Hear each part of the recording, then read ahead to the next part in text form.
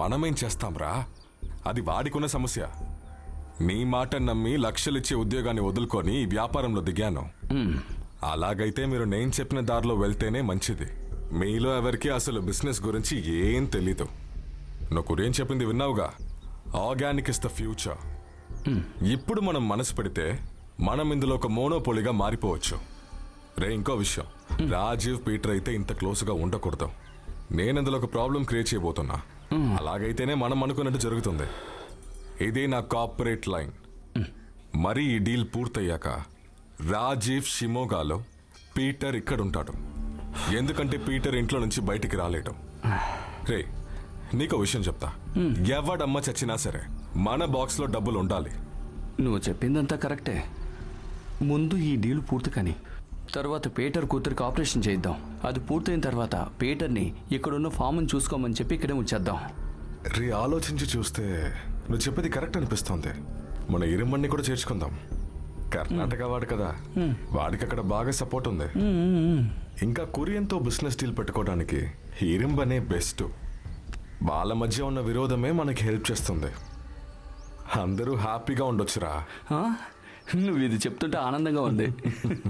సరే, ఒక పని చేయి, ఇరుమణికి ఫోన్ చేసి బయలుదేరి అక్కడికి రమ్మను. ఆ సంగతి నేను చూసుకుంటాను. ఒకవేళ ఇరుమని వస్తే వాడిని కంట్రోల్లో ఉంచుకోవాలి. వాడు ఇందులో కొంచెం ఫండ్ ఇన్వెస్ట్ చేయాలి. ఇరుమన్ డబ్బు ఇచ్చే పని నేను చూసుకుంటానురా, కానీ ఆ పీటర్ని నువ్వు చూసుకో. అది నేను చూసుకుంటాను.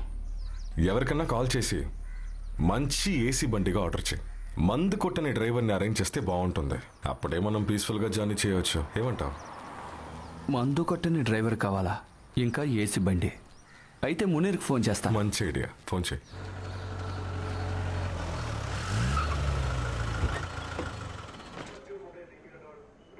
నేను మాట్లాడతా.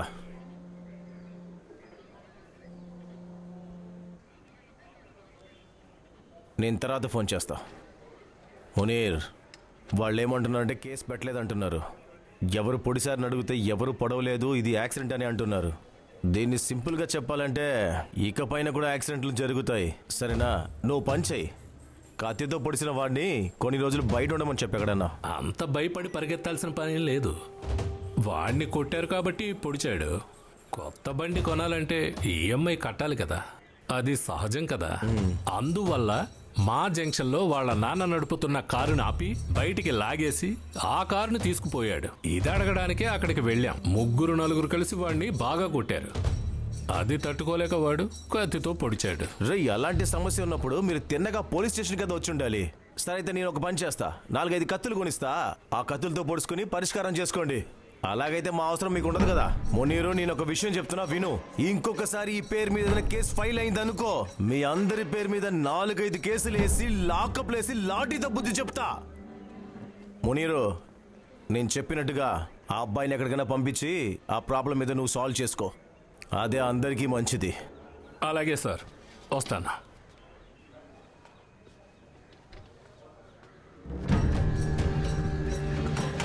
ఏమైంది? పనైందా? చెప్తాను. నువ్వు వెళ్ళి బండిలో కూర్చో.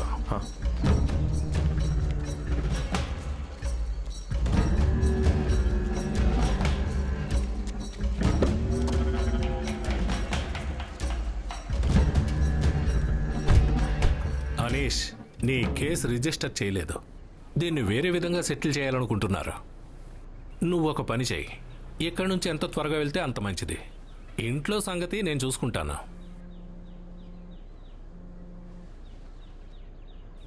జోషి, చెప్పు. డ్రైవరా?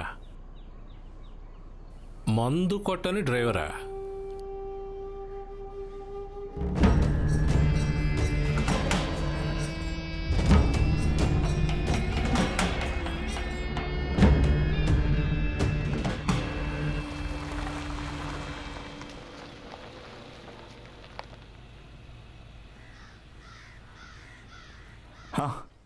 రారా, నువ్వు రావడానికి లేట్ అయినప్పుడే అనుకున్నాను.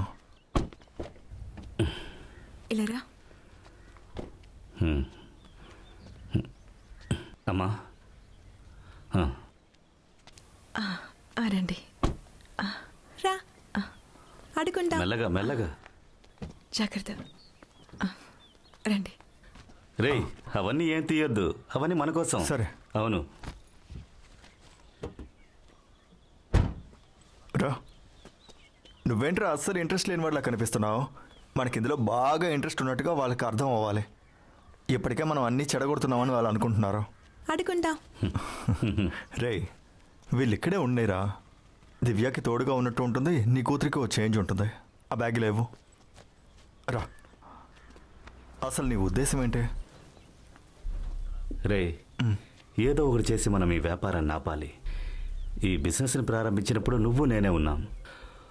మనకు లాభం తక్కువగా ఉన్నా మనసు ప్రశాంతంగా ఉండేది. రేయ్, మనల్ని జోషి ఎందుకు రమ్మన్నాడు? ఫార్మింగ్ని మార్కెటింగ్ని సరిగ్గా చూసుకోవడానికి. జోషి అడిగాడు కాబట్టే మనం డామినిక్ని యాడ్ చేసుకున్నాం. ఇప్పుడేమో కొరియన్ తలదూరుస్తున్నాడు, మంచి బిజినెస్ చేయిస్తానంటున్నాడు, భలే లాభాలు వస్తాయంటున్నాడు, తలం కొనమంటున్నాడు, చివరికి ఇరుంబని వస్తున్నాడు. దీన్ని గనక మనం ఆపకపోతే జీవితాంతం ఇరుంబనికి కురియన్కి బానిసలుగా ఉండాలి. నువ్వు చెప్పావు కదా, వాళ్ళు ఉన్నంత వరకు అక్కడికి వెళ్ళి ఎంజాయ్ చేద్దామని. మనం అక్కడికి వెళ్ళి ఏదో ఒక కారణం చెప్పి ఆపేయాలి. అసలు ఈ కొరియన్కి ప్రాబ్లం ఏంటో నాకు అర్థం కావట్లేదు. రే కురియన్ గురించి నీకు సరిగ్గా తెలీదు. లాభం లేకుండా ఏ కార్యంలోనూ దిగడు. రే మనిద్దరి పేర్లలో భూమి ఉంది కాబట్టి మనం ఈ బిజినెస్లో కొనసాగుతున్నాం. ఆ కురియన్ చెప్పిన భూమిని మనం కొంటే, అది వాడి పేర్లో కొంటే మనం ఇక పిక్చర్లోనే ఉండము. ఇదెంతవరకు వెళుతుందో చూద్దాం. మా అమ్మాయి సర్జరీ పూర్తయ్యాక లీగల్గా ఏదో ఒకటి చేసి డోమునికి ఇందులో నుంచి తీసేస్తాను. రా, వాళ్ళందరూ వచ్చేసారు.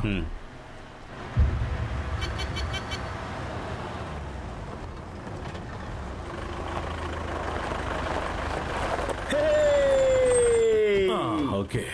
రేయ్, దేశం వదిలిపోతున్నాడా? ఏంటి ఇంత లేట్ అయింది? కొద్దిగా లేట్ అయింది. వచ్చే దారిలో ఫుల్ ట్రాఫిక్ రా, దానివల్ల. ఓహో, నువ్వు ఎప్పుడు లేట్గానే వస్తావు కదా, అందుకు లేట్ అయింది. త్వరగా రండి. మనసులో ఏ బాధ పెట్టుకోవద్దు. రేయ్, తనేరా దివ్య. హలో దివ్య. ఓకే, వెళ్ళొస్తాను. వెళ్ళొస్తాం. రారా. పద. మనం ఎంజాయ్ చేద్దాం. రండి, ఎంజాయ్ చేద్దాం. ఎక్కండి.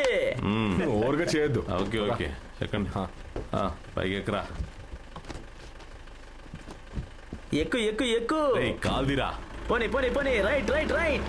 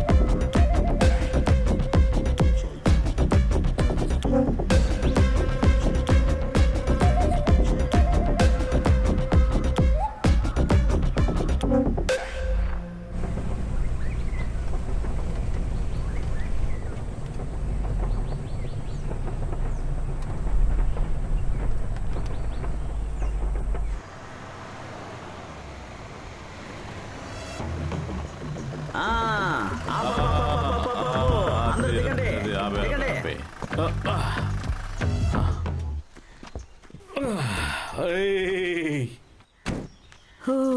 రే కొరియా, ఎంత పెద్ద అదిరిపోయే ఇల్లు. బిల్డింగ్ రా అది. అడవిలో ఇంత పెద్దదా? బాగుంది, చాలా బాగుంది.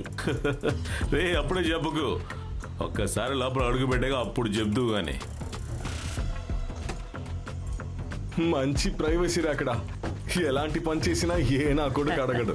పని చేస్తుంది మనమే. పద. కమాన్ రండి. ముందు నేను దీని గురించి చెప్పినప్పుడు మీలో ఎవ్వరికీ నమ్మకం లేదు. అద్భుతం, చెప్పడానికి ఏం లేదు. గమనికనా, ఈ ప్యాలెస్ ని శుభ్రం చేస్తే చాలు, గెస్టులందరినీ నేను తీసుకొస్తాను. అంటే నన్ను క్లీన్ చేయమంటావా? ఇవ్వరా. నేను ఫోటో తీసి క్లయింట్స్ కి పంపిస్తాను. అరే, ఇది మరి ఎయిర్టెల్ లో సిగ్నల్ లేదు. ఎయిర్టెల్కే కాదు, ఇక్కడ దేనికి దొరకదు. కావాలంటే వెళ్ళి బిఎస్ఎన్ఎల్ మార్చుకో. రే బదరా రాజీవ్. అరే బెటర్ గా రారే. ఫోన్ ఇవ్వరా.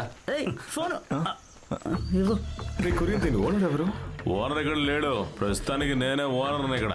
అతనికి నా మీద పూర్తి విశ్వాసం ఉంది. నువ్వు చెప్పేది నిజమేనా? చాలా చాలు చాలు.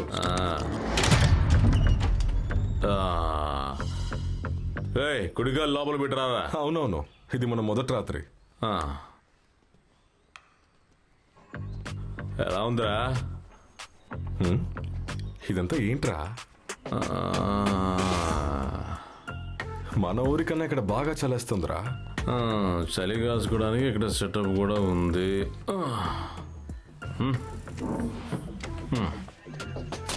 అరే కొరియన్ అన్న, బ్లాక్ టీ పెట్టబోతున్నారా? రే, ఇక్కడ ఉన్న సెటప్ గురించి మీలో ఎవరికి ఏమీ తెలియదు, అందుకే అడుగుతున్నారు ఇట్లాగా. ఎవరైనా భారతీయుడు నిర్మించిన కట్టడంలో నువ్వు ఎప్పుడైనా ఉన్నావా? బ్రిటిష్ వాళ్ళు నిర్మించిన కట్టడంలో నువ్వు ఎప్పుడైనా నిద్రపోయావా? నేను నిద్రపోయాను.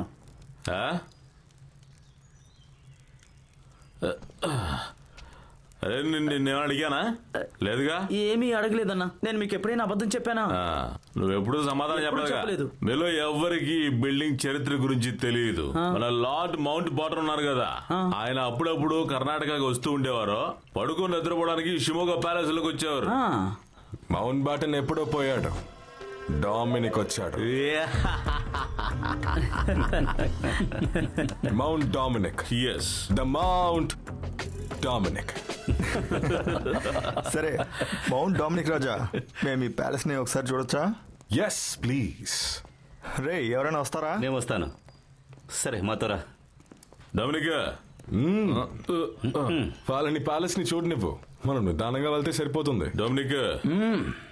ఓకే. కొరియన్ అన్న,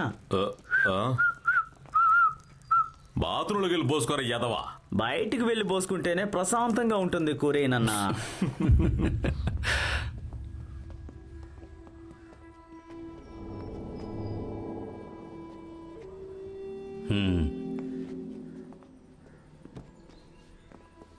రే, చూసుకుని వెళ్ళరా, ఓపెన్ చేసి చాలా రోజులైంది. వాడు మౌంట్ ఓమ్ని కట్ట. రే, నీకు తెలీదా? వాడే రాజా, వాడే మంత్రి. ఎలా ఓర్చుకుంటున్నావురా? వాడి పిచ్చి వాడికి ఆనందం రా. గదులని చూద్దాం రా.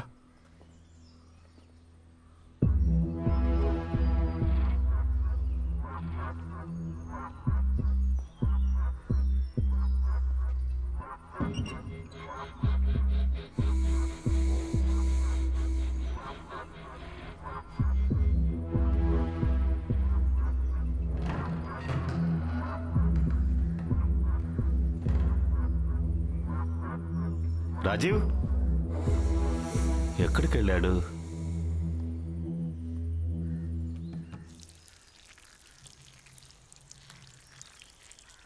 ఎవర్రా అది? మౌంట్ డామినిక్ ప్యాలెస్ లో ఉచ్చపోస్తున్న వెదవ నా కొడుకు.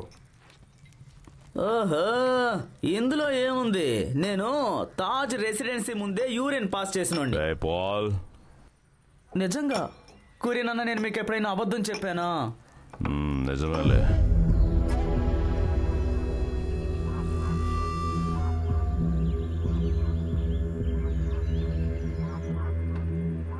ఓ దేవుడా, ఇంకా చూడాల్సినవి చాలా ఉన్నాయా? ఇక్కడి నుంచి ఎలా వెళ్ళాలి? రాజీవన్నా, రాజీవన్నా. వస్తున్నా. రాజీవన్నా, చాలా రూమ్స్ ఉన్నాయా? దారి కనుక తప్పామంటే ప్రమాదంలో పడతాం. మీరు లోపల ఉండండి,